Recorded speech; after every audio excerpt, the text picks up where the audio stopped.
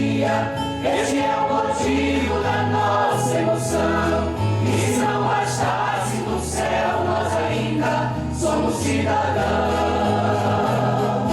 Éramos perdidos, Jesus nos achou, na cruz nos comprou com seu sangue puro. Por essa razão é que ser cristão é motivo de orgulho.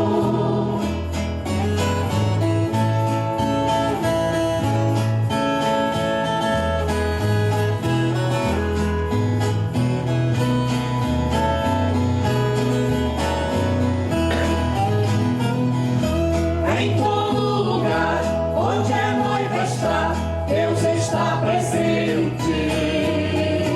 Não nos ignore, não somos melhores, somos diferentes.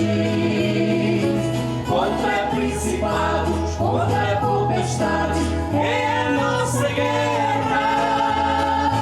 Somos conhecidos por sermos o povo mais feliz da terra. Este é o motivo da nossa alegria, este é o motivo da nossa emoção. E se não bastasse no céu, nós ainda somos cidadãos.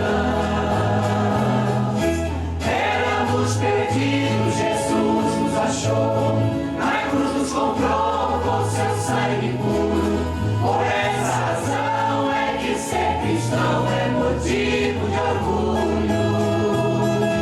Este é o motivo da nossa alegria, este é o motivo da nossa emoção. E se não bastasse no céu, nós ainda somos cidadãos.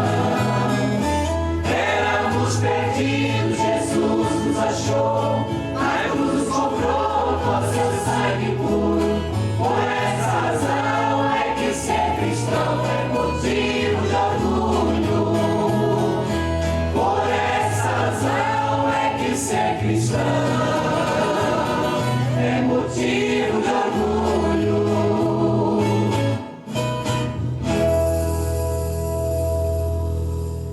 Agradecemos àqueles que já chegaram e nós estamos aqui convidando e juntando-nos ao povo de Deus. Mas antes de sermos povo, nós precisamos de ser filhos de Deus. Portanto, Deus quer fazer de mim e de cada um de vós filhos e filhas. É a próxima música que nós vamos cantar.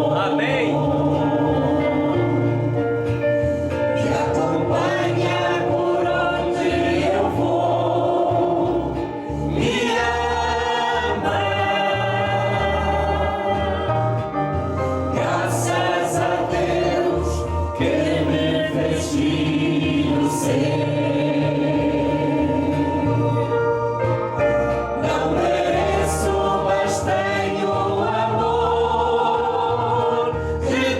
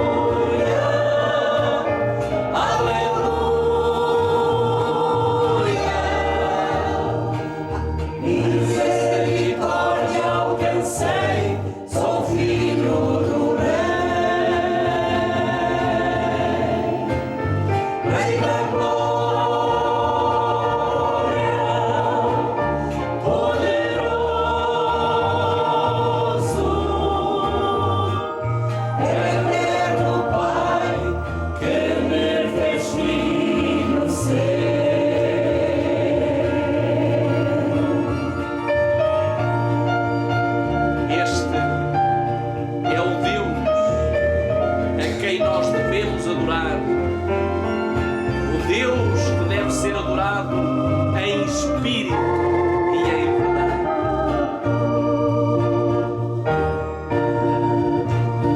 Maravilhas, riquezas, meu Deus, fez para mim.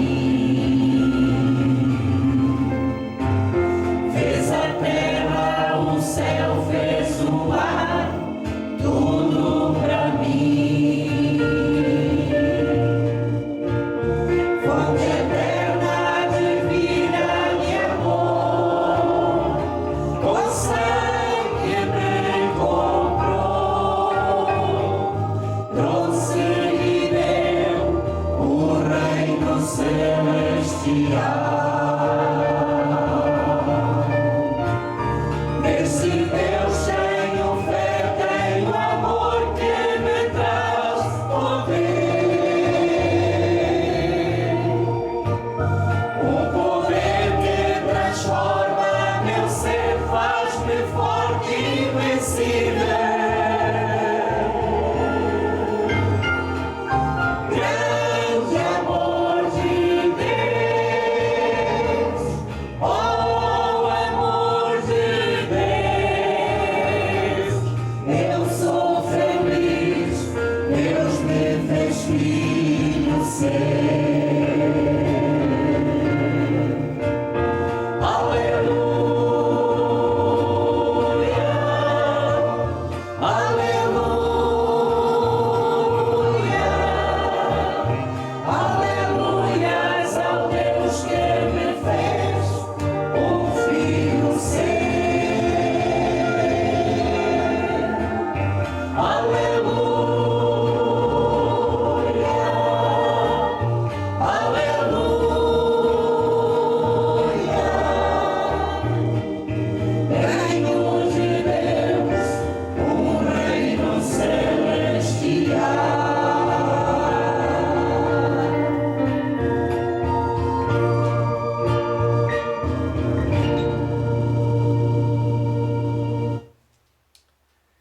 Nós agora vamos cantar o terceiro e último hino.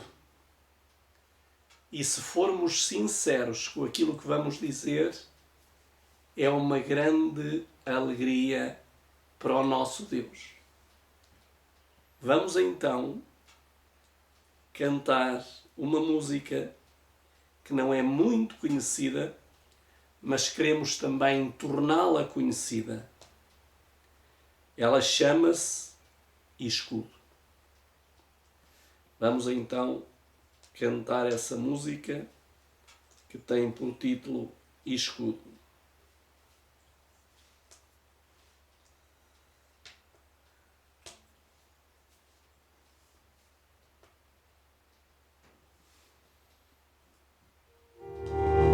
Por toda a minha vida, ó Senhor, te louvarei, pois não foi com a tua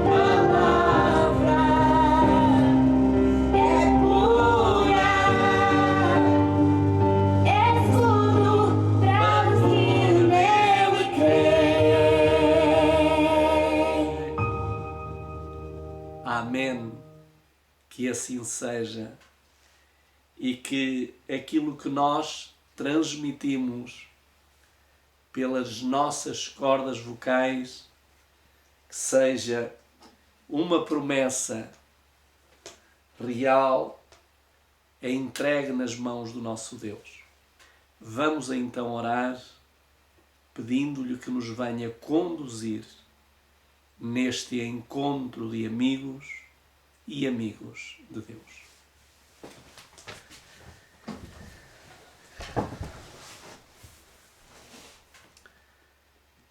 Senhor nosso Deus, nosso santo, bom e amorável Pai, te queremos agradecer pelo dom da vida, por haveres cuidado de nós e porque, querido Deus, nos continuas a dar e a manter o fogo da vida. A saúde também nos tens dado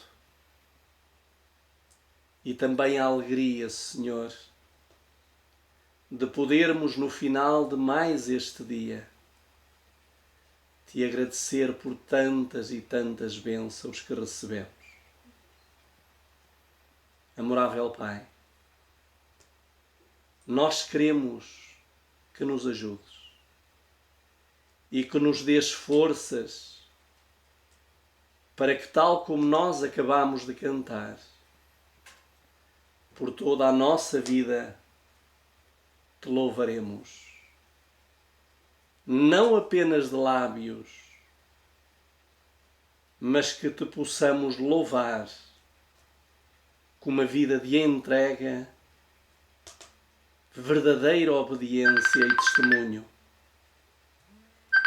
Senhor, nós estamos aqui para te pedir que o teu Espírito tome conta de nós nesta hora. Vem, pois, nos ajudar e vem nos dar forças a nós e todos aqueles que nos visualizam, para que o teu Espírito tome posse de nós.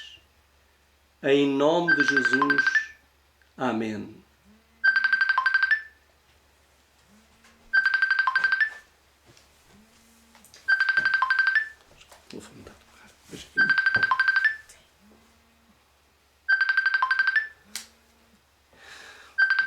A insistência sempre.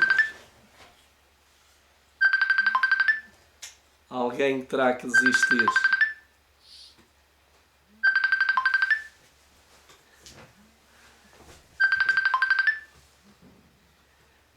Gostaria que pudéssemos abrir o livro sagrado, a Santa Bíblia,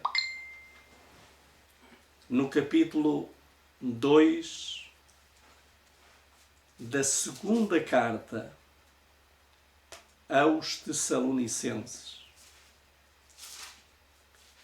Capítulo 2, e vamos ler a partir do versículo 1 até ao versículo 5. Segunda de Tessalonicenses, capítulo 2, do versículo 1 até ao versículo 5. Diz assim: Ora, irmãos, rogamo-vos pela vinda do nosso Senhor Jesus Cristo e pela nossa reunião com Ele, que não vos movais facilmente do vosso entendimento, nem vos perturbeis, quer por espírito, quer por palavra, quer por epístola, como de nós, como se o dia de Cristo estivesse já perto. Ninguém de maneira nenhuma vos engane, porque não será assim, sem que antes venha a apostasia e se manifeste o homem do pecado, o filho da perdição, o qual se opõe e se levanta contra tudo o que se chama Deus ou se adora, de sorte que se assentará como Deus no templo de Deus, querendo parecer Deus. Não vos lembrais de que estas coisas vos dizia quando ainda estava convosco. Estas palavras revelam uma grande preocupação do nosso amado apóstolo Paulo. Notem que o verdadeiro pastor que ama as suas ovelhas está sempre preocupado em criar uma cerca em volta delas para que elas não sejam atacadas pelos lobos ou por outros animais que as possam devorar. O verdadeiro pastor é aquele que não se esquece das suas ovelhas. É aquele que, mesmo como na situação de Paulo, estando preso, mesmo dentro da prisão, ele escrevia e enviava cartas aos líderes da igreja do seu tempo, igrejas por onde ele passou e que ele pastoreou, almas que ele ganhou, e agora que, estando à distância, ele vê que elas correm perigo. E porquê é que ele vê que elas correm perigo? Porque enquanto ele estava a comandar o rebanho, ele tinha uma cerca em volta das ovelhas. Uma cerca em que ele passava tempo orando pelas ovelhas, instruindo as ovelhas, alimentando-as com o pão da vida. Mas agora, que podia ele fazer à distância, senão orar por elas e enviar-lhe através dos mensageiros, dos correios naquele tempo, algumas admoestações para que elas não fossem devoradas pelos lobos que iriam entrar no rebanho. Nós vimos ontem que a verdade foi-se vendendo. A verdade deixou de ser comprada e passou a ser vendida. Ou seja, já não se dava tanta importância à verdade. E agora Paulo, sabendo e conhecendo a história através do estudo das profecias, mas também pela atuação do Espírito Santo na sua vida, ele agora envia uma carta de demonstração. E é sobre esta carta que começa o 3º capítulo do livro Grande Conflito. E eu gostaria de ler no início deste capítulo o que nos diz a mensageira do Senhor. Ela diz assim, o título chama-se Rejeição da Verdade. O apóstolo Paulo, na sua segunda carta aos Tessalonicenses, predisse a grande apostasia, que traria como resultado o estabelecimento do poder papal. Declarou que o dia de Cristo não deveria vir sem que venha primeiro a grande apostasia e seja revelado o homem do pecado, o filho da perdição, aquele que se opõe e se levanta contra tudo o que se chama Deus, ou é objeto de adoração, de sorte que se assenta no santuário de Deus, apresentando-se como Deus. Portanto, Paulo afirmou que antes de Jesus vir à Terra, haveria um poder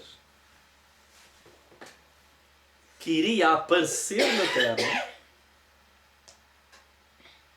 que esse poder iria sentar-se como Deus, querendo para ser Deus. E esse poder, como diz o apóstolo Paulo, ele descreve que diz: ninguém de maneira nenhuma vos engane, porque não será assim sem que antes venha a apostasia e se manifeste o homem do pecado. Portanto, o apóstolo Paulo disse que viria um homem, e esse homem era o homem do pecado, o filho da perdição. E esse homem iria atrair as pessoas a si,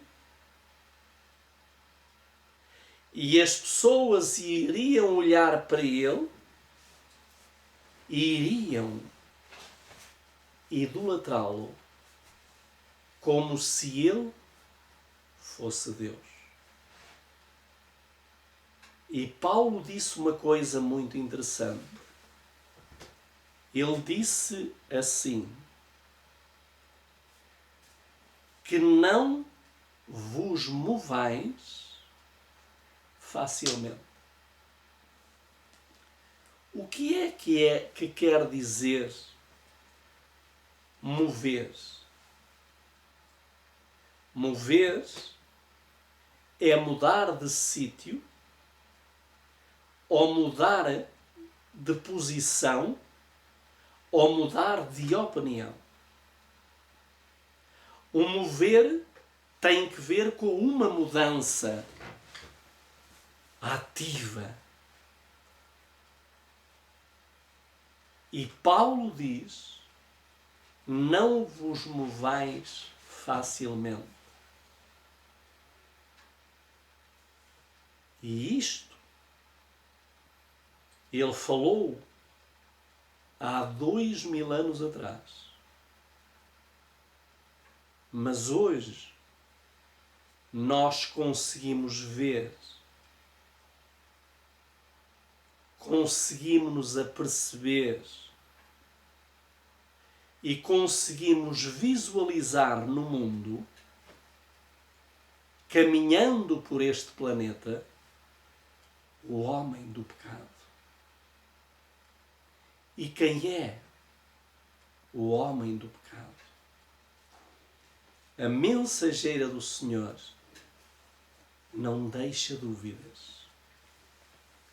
ela não pode ser mais clara. E ela diz que o homem do pecado traria como resultado o estabelecimento do poder papal.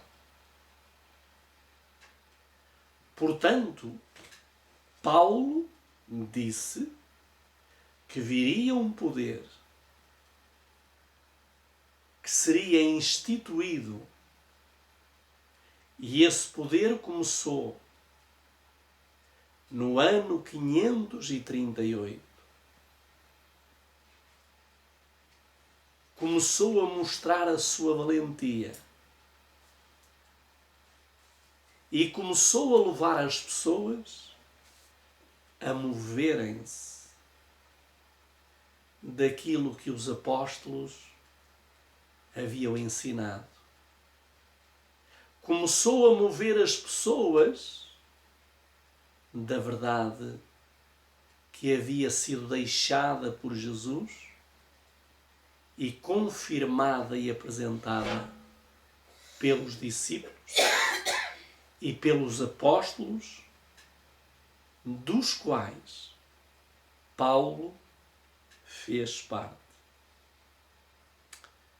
Diz aqui ela ainda, e além disso o apóstolo adverte os seus irmãos que o ministério da iniquidade já opera.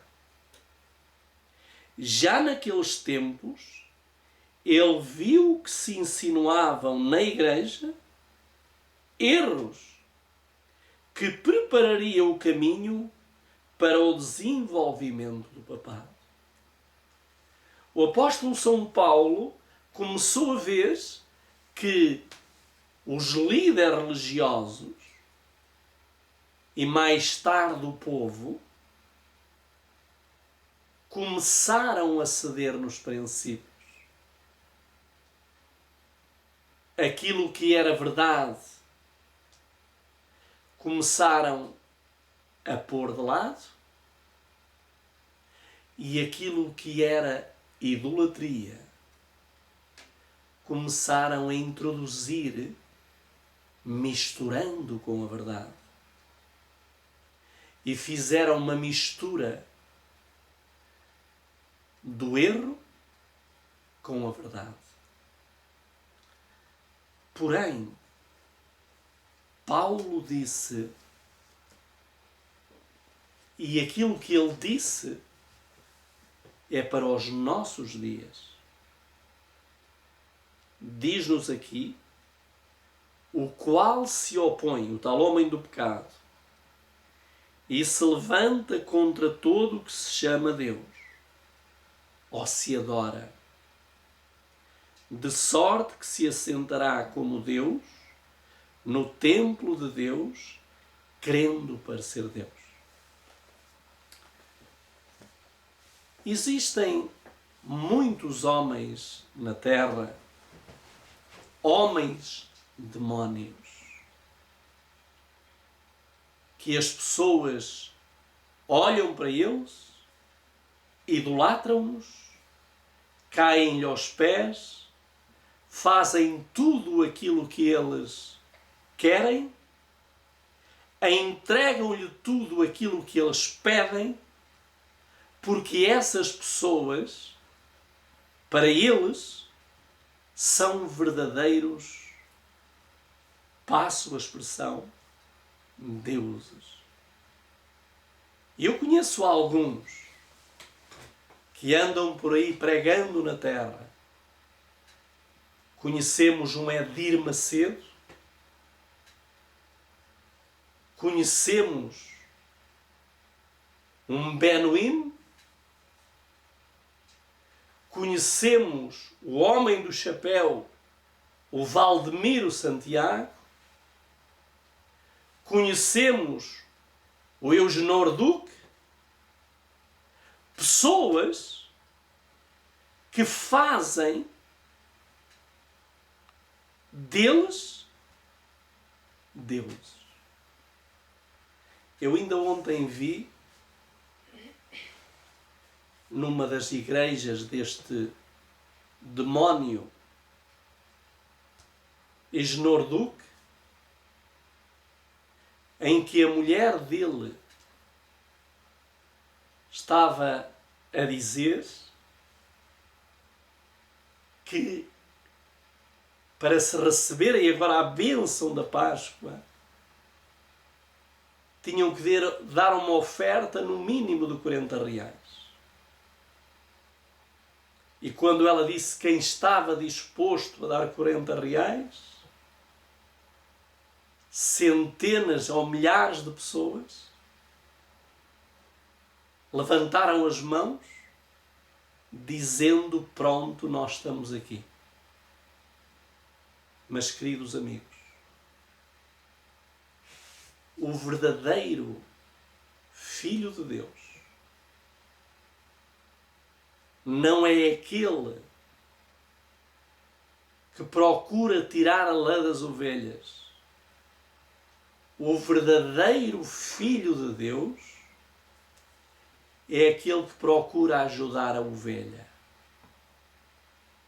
Agora, quando ele só está à procura da lã, e espero que me entendam o que isso quer dizer, do seu dinheiro, das suas ofertas, dos seus dízimos, quando vocês veem igrejas que se tornaram empresas e as pessoas que vão a essas igrejas nada mais são do que escravos, meus amigos, fugi desses lugares. Porque o verdadeiro Filho de Deus não veio para tirar, mas veio para dar, se necessário for. O verdadeiro Filho de Deus é aquele que está disposto a ficar sem para ajudar aquele que não tem. Não é tirar àquele que tem para ele ficar com mais. Olhem para esses lobos. Mas o apóstolo São Paulo aqui está-se a referir a esses, mas de uma forma especial. O filho da perdição. E o filho da perdição, todos nós sabemos quem ele é. É o homem que se veste de branco. É o homem que, quando desce dos aviões, beija a terra. É o homem que se gasta fortunas para construir carros antibala e blindados, quando Jesus andou na terra montado num simples jumento. Jesus disse que viriam falsos cristos. E nós hoje vemos a idolatria. Eu estive em Fátima, na cidade de Fátima, quando aqui veio o homem vestido de branco, onde estavam ali cerca de 700 mil pessoas, quase 1 milhão de pessoas, naquela cidade de Fátima. E eu vi a segurança, porque eu estava a 3 ou 4 metros de onde ele passou. A segurança, a polícia, a escoltar esse homem. Snipers em cima dos telhados, armados, prontos a atirar àquele que se atrevesse a avançar em direção ao homem vestido de branco. Quem é ele? Notem, por mais que doa, e eu acredito que podem haver aqui pessoas que fiquem chocadas com aquilo que eu vou dizer, mas não sou eu que o digo. É o apóstolo São Paulo. O apóstolo São Paulo diz de uma forma bem clara, advertindo todos nós: ninguém de maneira alguma vos engane, porque não será assim, sem que antes venha a apostasia e se manifeste o homem do pecado, o filho da perdição. O homem do pecado, aquele que abaixo de Satanás é o maior responsável de a proliferação de pecado na terra, é aquele que se veste de branco. E vocês sabem bem a quem eu me estou a referir. Meus amigos, eu sei, porque eu durante alguns anos também olhava para esse personagem, não para este,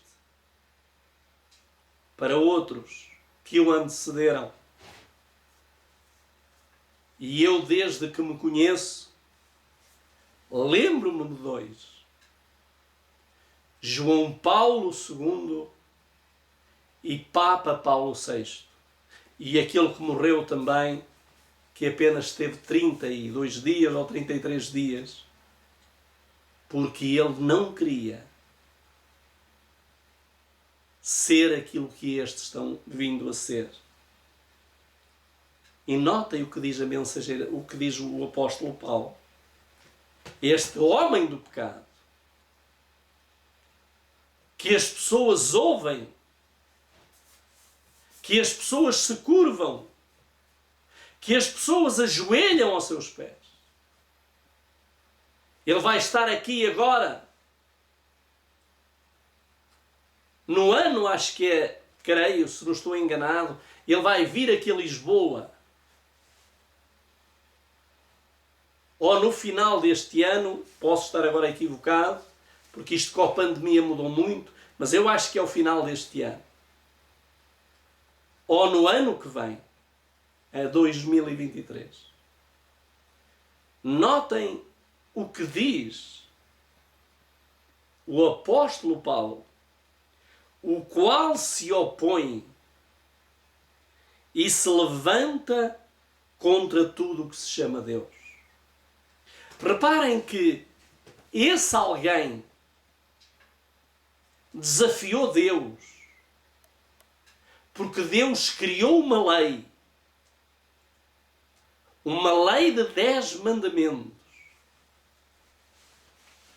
E essa lei que ele criou é eterna. Mas este homem do pecado, querendo estar acima de Deus, alterou essa lei. Tirou-lhe o segundo mandamento. Alterou a posição do quarto mandamento, passou para terceiro.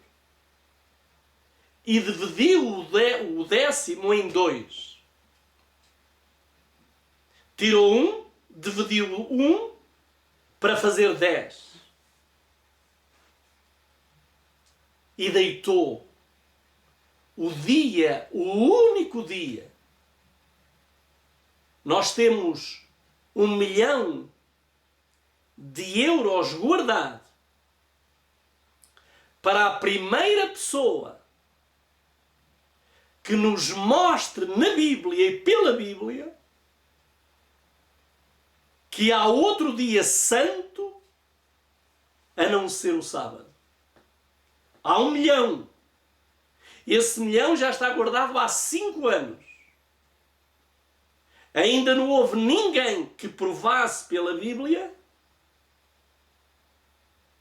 que o domingo é sagrado e o sábado deixou de o ser. Quem alterou essa lei? Essa lei foi alterada primeiro pelo imperador Constantino e foi adotada pelo papado e hoje está espalhada no mundo inteiro. E o que é curioso é que o mundo inteiro está seguindo essa lei. Notem como é que este homem do pecado começou a entrar. Diz-nos a mensageira. E eu volto a dizer para quem está em Portugal: se não tiverem este livro, que abaixo da Bíblia é o mais odiado, para os que estão em Portugal, liguem para mim em mensagem privada dizendo: eu não tenho esse livro, mas gostaria de ter. Gratuitamente eu farei chegar às vossas mãos, através do correio, e se for próximo de mim, terei todo o gosto em entregá-lo pessoalmente. O livro que hoje é o mais odiado, é aquele que nós vamos estar a estudar durante os próximos meses. Este livro que tem 42 capítulos e nós estamos agora a iniciar o 3º capítulo. No segundo parágrafo do livro, vem aqui uma coisa muito interessante. Diz assim: pouco a pouco, a princípio, furtiva e silenciosamente, mas depois mais abertamente, ao crescer em força e obter o domínio sobre a mente dos homens, o mistério da iniquidade levou avante a sua obra enganadora e blasfema. Reparem como é que ele começou. De uma forma subtil. Encontrou-se com aqueles, como dizia ontem, venderam a verdade. E agora, Satanás infiltrou no meio desses homens inteligentes, mas movidos pelo diabo. E então eles começaram a introduzir heresias e começaram a misturar com a verdade. E começou a confundir a mente das pessoas. Porque as pessoas que apresentavam essas mentiras, eles as apresentavam com tanta convicção que as pessoas, ao ouvirem esses homens, acreditavam que aquela mentira era uma verdade. E adotavam-na, aceitavam-na. E sabem que é isso que acontece. Nós vemos homens, mulheres, que vão a essas igrejas onde vendem milagres, mas milagres falsos. Se eles pedirem 1.000, 2.000, 3.000, 4.000 euros, eles têm um poder hipnótico. A pessoa dá. Nós vimos pessoas que têm ficado sem nada, mas dão. Mas reparem que isto não acontece da noite para o dia. É pouco a pouco. Eles vêm ter comigo ou convosco e dizem: olha, tenho aqui uma coisa para falar contigo. Tu tens acreditado nisto e naquilo, mas será que não será isto? E então, como a maioria não está firmada nas Escrituras, começa a dizer: ah, pois é, parece que tem lógica. Se calhar tu estás certo e eu é que tenho andado enganado. E quando vão a ver, já comeram, já trincaram o anzol e já estão agarrados à linha de Satanás. Já deixaram a verdade e estão amarrados ao erro. Quero dizer-vos que se nós formos estudar bem a fundo a verdade, começaram a entrar doutrinas e Satanás serviu-se para introduzir paganismo dentro do cristianismo. Satanás serviu-se do imperador, vocês podem ir à história, chamado Constantino. E então Constantino, como era pagão, trouxe para dentro do cristianismo, porque ele era imperador, ele tinha o poder político, e agora, além de político, vocês sabem que os imperadores eram adorados como deuses. E agora, este imperador disse que teve uma visão e que nessa visão Deus lhe falou, e agora a mensagem que ele começou a contar foi começada a ser adotada. E então o que é que, como nós vimos, aquilo que era pagão passaram-lhe a dar nomes cristãos, e aquilo que era cristão deitaram ao lixo. Começaram a vir muitas coisas a entrarem. Amanhã, no encontro ao pôr do sol, nós vamos ver coisas que entraram, como a doutrina de Balaão, a doutrina dos Nicolaítas, a doutrina de Jezabel. Isso foi entrando devagar. E quando eles se aperceberam, já estavam tão longe da verdade que não tinham como voltar atrás. Assim é o mundo hoje. O mundo hoje está tão paganizado, e eu ainda agora mostrei umas imagens dentro de uma igreja que eu defendi durante muitos anos, mas que agora deixaram entrar dentro dela paganismo. Uma coisa que agora na Páscoa se vê muito por aí, que é uma cruz e com um lençol nessa tal cruz, pendurado,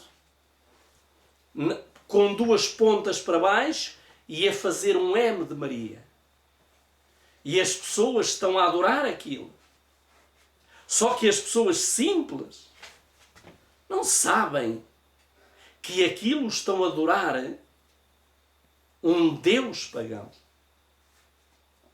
Ainda hoje também postei um pastor adventista, que se diz adventista, mas que de adventista tem apenas o nome, na Alemanha, reunido com outros líderes ecuménicos, a adorar uma imagem de escultura, quando a lei de Deus diz que não devemos nem ter, nem fazer, nem nos prostrar diante delas, porque isso é uma ofensa ao Deus Criador, porque Ele diz: não farás imagens de escultura. Queridos amigos, diz-nos aqui a mensageira do Senhor, quase imperceptivelmente, os costumes do paganismo penetraram na igreja cristã. O espírito de transigência e conformidade fora contido por algum tempo pelas violentas perseguições que a igreja suportou com o paganismo.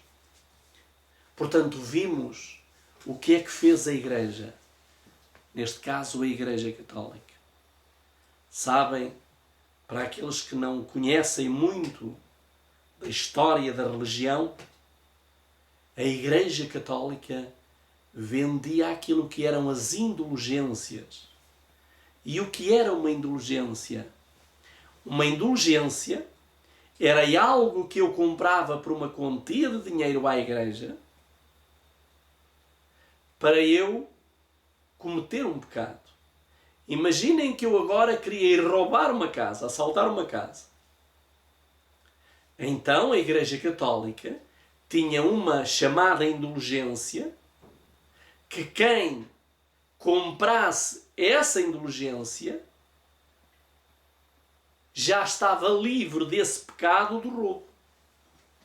Então, se eu queria adulterar com uma mulher, eu ia ter com o sacerdote, com os líderes da igreja, e dizia: olha, eu estou a pensar em ter um ato sexual com uma mulher. Ah, mas isso é pecado. Ok, eu sei que é pecado, mas não há uma indulgência que me libere desse pecado, que me liberte desse pecado. E eles diziam: sim, sim, pagas X e já podes fazer isso e já estás livre do pecado. Precisou de se levantar um monge alemão conhecido do mundo protestante, Martinho Lutero. E Martinho Lutero teve a coragem de mostrar ao mundo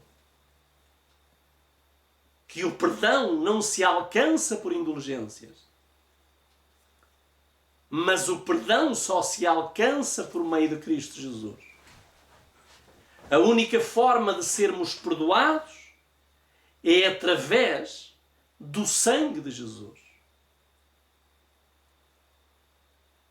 Eu lembro-me quando era pequeno que as pessoas iam à igreja, diziam a missa por uma pessoa que tinha morrido, e então diziam que aquela missa era em benefício daquela pessoa que já morreu.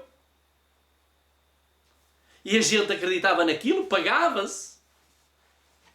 Não sei quanto é que hoje levam, já não há anos, há mais de 4 décadas que eu não lido com essas coisas, até poderia saber. Mas não sei quanto é que hoje um padre leva para fazer uma missa por um morto. Portanto, isso são formas de extorquir dinheiro às pessoas. E as pessoas, coitadinhas, porque amavam quem morreu e pensando que aquilo que ia fazer, que ia mudar a pessoa, diziam naquela altura que quando as moedas caíssem naquela caixa da oferta, que a alma saía do purgatório. E as pessoas acreditavam nisso e ainda hoje acreditam. Portanto, todos estes enganos, o apóstolo São Paulo veio, antes de acontecer, dizer que isso que viria. E por isso ele diz, e tenho que terminar, amanhã continuaremos sobre isso e vamos ver os grandes enganos que se introduziram. O apóstolo São Paulo diz aqui uma coisa muito interessante no versículo 5. E ele diz assim: não vos lembrais de que estas coisas vos dizia quando ainda estava convosco? E sabem uma coisa? Dentro de algum tempo, para aqueles que podem até estar chocados, dentro de algum tempo, eu também vos irei dizer: lembra-se eu ter-vos alertado para estas situações que estão a ocorrer? Muitas coisas que estão a acontecer e que nós precisamos admoestar. Por isso, nós temos a Bíblia e o Espírito de profecia. Por isso, aqueles que desejam, no mínimo, ter esse livro, que é o livro mais odiado. E eu pergunto, porquê que ele é odiado? Ou porque ele é muito mau, ou porque ele tem coisas muito boas. Porque só se odeia aquilo que é muito mau, ou aquilo que é muito bom. Porque nós temos dois exemplos. Porquê que odiaram Jesus?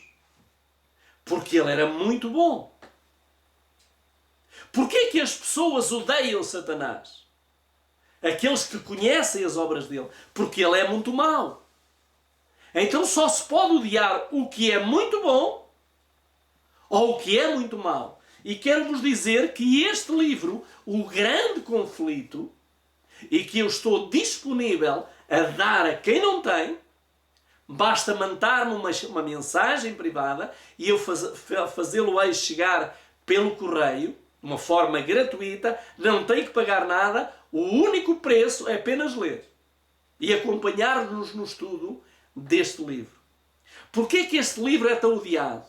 É odiado porque ele desmascara como Satanás destrói a vida humana. Eu gostaria de terminar com uma pequena história.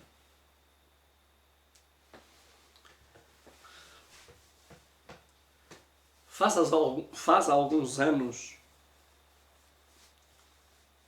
num país de outro continente, um senhor que era um homem muito bondoso e muito temente a Deus, de um momento para o outro, sofre, é apanhado por uma doença incurável. E esse homem, há uns anos atrás, tinha pedido a dois amigos uma quantidade de dinheiro e mensalmente ele estava a pagar a sua dívida. Ou seja, ele estava a honrar os seus compromissos. Mas aquele homem morre de uma forma súbita. E a pobre viúva fica com a dívida e com dois filhos jovens. Passado algum tempo, alguns meses depois da morte do marido,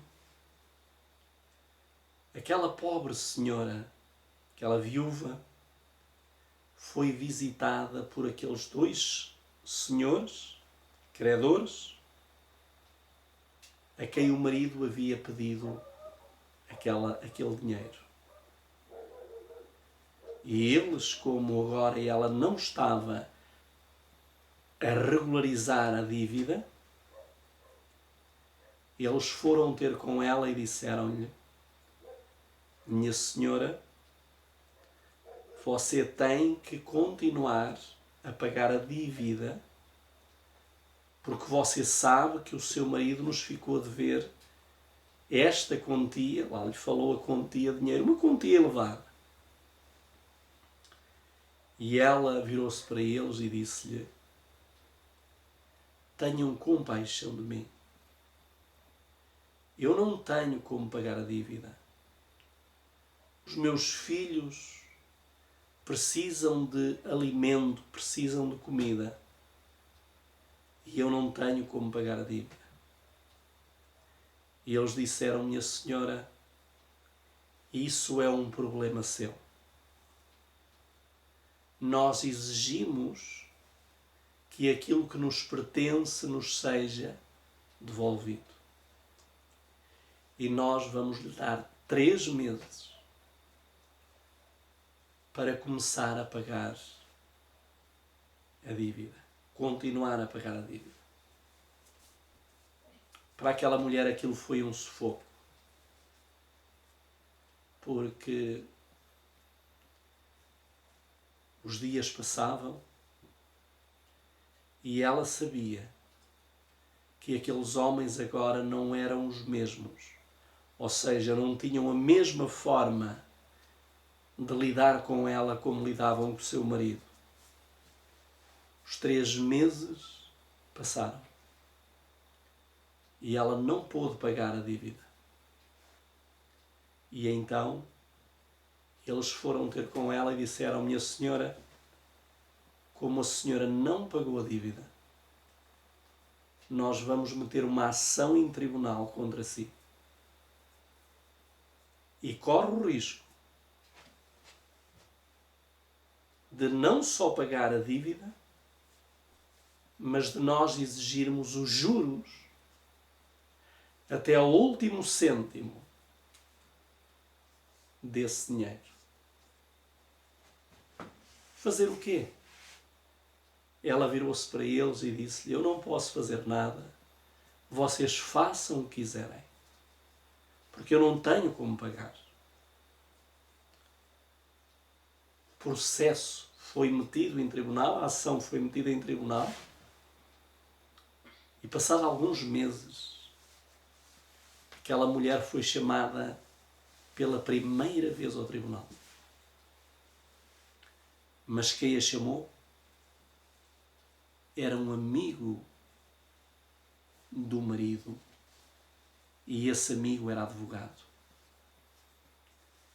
E disse-lhe: minha senhora, eu sei que entrou um processo contra si neste tribunal. E eu amava o seu marido, eu gostava do seu marido. E como advogado, eu quero lhe dar os meus serviços. Não tem que me pagar nada. Eu quero defendê-la em tribunal. Porque aquilo que aqueles homens, os credores, estão a exigir é demasiado, e a senhora corre o risco de ir para a prisão e ficar inclusive sem os seus filhos. Aquela mulher, não sei se pensando que não podia depois pagar mais um favor, que no fundo era mais uma dívida, mas que ela ofereceu-se gratuitamente, ela virou-se para o doutor e disse: doutor, agradeço imenso, mas eu não preciso de ninguém para me defender. Eu mesma irei a tribunal e me defenderei, porque eu não tenho como pagar. E o juiz disse: pense bem. O advogado disse: pense bem, porque isto pode trazer consequências sérias para a sua vida e para a vida dos seus filhos. Doutor, não insista, está decidido, eu vou para o tribunal, custe o que custar, doa o que doer. Fazer o quê? O advogado decidiu abandonar esta intercessão em favor dela. O tempo passou-se e estava muito próximo o julgamento. E antes que ela fosse julgada, o doutor delegado apercebeu-se que ela não tinha ninguém para a defender em tribunal. Mandou-a chamar. Isto já passava uns meses do doutor se haver oferecido. E então o doutor delegado disse: minha senhora, a senhora precisa de um advogado, um bom advogado, a senhora tem pouco tempo, porque se não tiver um bom advogado, a senhora vai ter problemas gravíssimos neste tribunal. E agora, passado algum tempo, ela começou a pensar em tudo aquilo que aquele doutor, amigo do marido, havia dito, e agora estava-se a confirmar que as coisas estavam a ficar mal do seu lado. E o que é que ela pensou? Correr imediatamente, ir ter com o doutor e pedir-lhe ajuda. E ela foi ter com o doutor, a casa do doutor, bateu-lhe à porta, o doutor veio à porta e disse: diga, o que é que a senhora quer? Doutor, eu preciso urgentemente, eu venho do tribunal, falei com o doutor advogado, eu preciso de um advogado urgente. E eu entendo que o Senhor é a única pessoa que me pode ajudar. O advogado olhou a olhos nos olhos e durante alguns segundos ficou em silêncio. E ele disse: doutor, eu preciso de uma resposta urgente. E quando ela lhe disse que precisava de uma resposta urgente, as lágrimas começaram a cair pelos olhos do advogado. E ela viu as lágrimas rolarem pelos olhos do advogado. E ela disse: doutor, por que chora? E ele disse: porque eu era amigo do seu marido. E eu ofereci-me para a defender, quando a podia defender. Mas agora não tenho como a defender. Doutor, mas eu pago, diga-me quando tenho de pagar. Minha senhora, não é uma questão de pagamento. Eu não posso defendê-lo. Oh, doutor, mas por favor, doutor. E ela tanto insistiu, tanto suplicou, que ele disse: suba aqui ao meu escritório. E ela subiu ao escritório dele. E ele tirou um ofício que tinha em cima da sua secretária. E ele disse: leia este ofício. Porque nesse ofício a senhora vai ver porque é que eu não posso defender. E ela leu o ofício.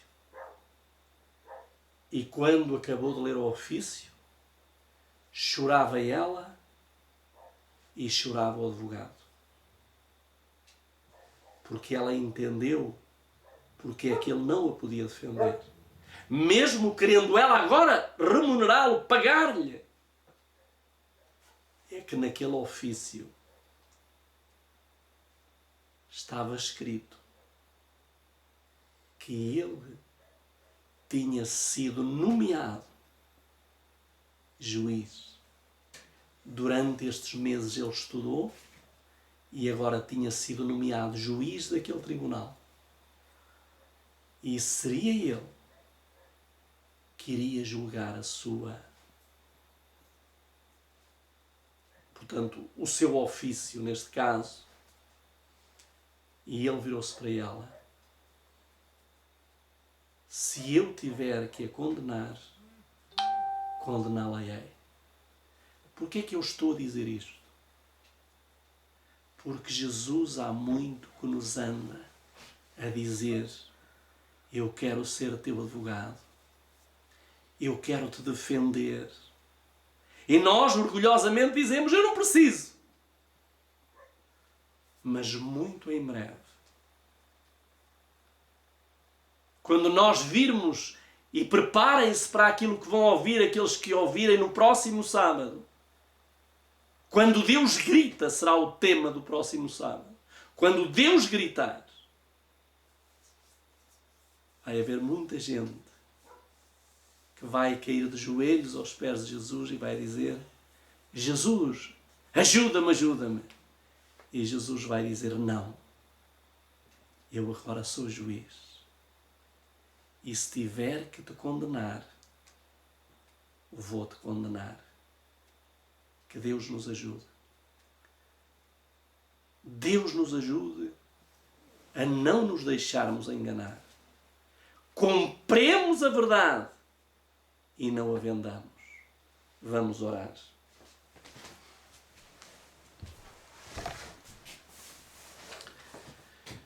Senhor nosso Deus, nosso santo e amorável Pai, tem compaixão de todos nós e ajuda-nos, Senhor.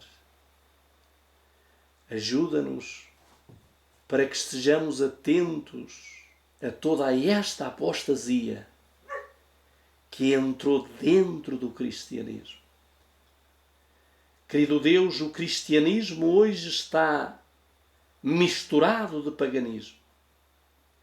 E o que hoje se vê mais já não é cristianismo, mas é paganismo. Misericórdia, Senhor. Tem compaixão de nós.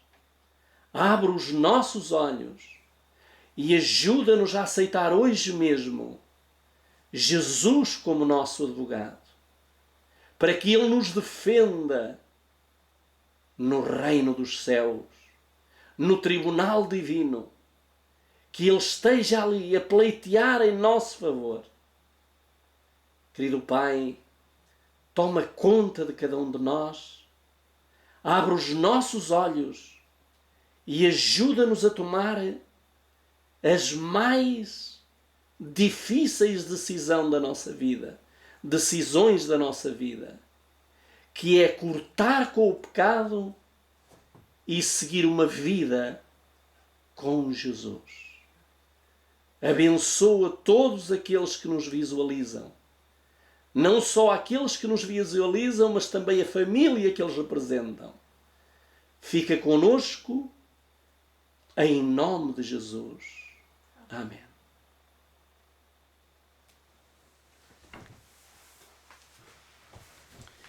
Fiquem com Deus e amanhã cá estaremos de novo para o encontro do pôr do sol. No sábado, o título será Quando Deus Grita. Vamos ver o que Deus terá para nos dizer. Fiquem com Deus, uma boa noite.